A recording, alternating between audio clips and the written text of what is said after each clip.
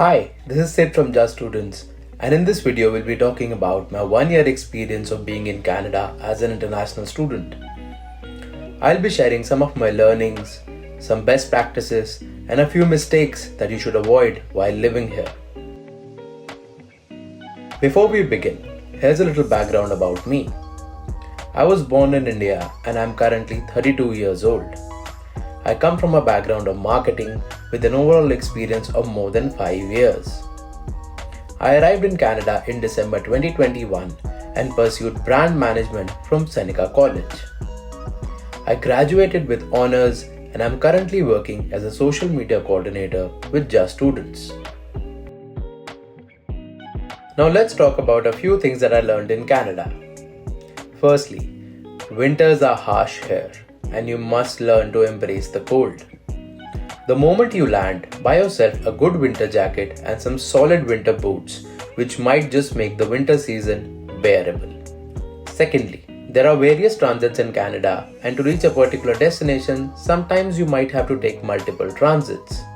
So always check Google Maps for accurate timing so that you reach your destination on time. The most important learning, and I can't stress this enough, was to make good friends. Life here can get lonely sometimes since you are away from your home and family and things can seem tough. But if you have a good social circle, all those worries seem to evaporate away.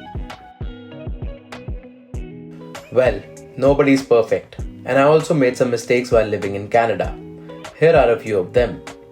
The first mistake was that I did not get a local ID made.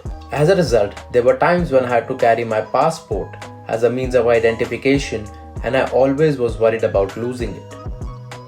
If you're coming to Ontario, please get a G1 license or an Ontario photo card made so that you don't have to carry your passport around like me.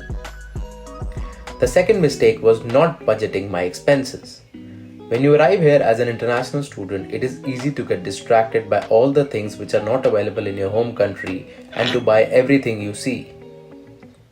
I ended up spending a lot of money initially on things that I didn't need, which led me to deplete my savings over time. I do regret this one. So please don't be like me and please record your expenses. Finally, let's talk about a few best practices in Canada. The tipping culture is huge, which means giving tips. A lot of people work on minimum wages and rely on tips for their income. So whenever you go to a restaurant or order something to your home, consider adding a tip as it really supports those people who are doing these jobs. Network as much as you can and meet people to increase your chances of landing a job. A lot of employers prefer applications that come via referrals, and these candidates get preference to an extent. Lastly, before renting a place in Canada, always check out your neighborhood.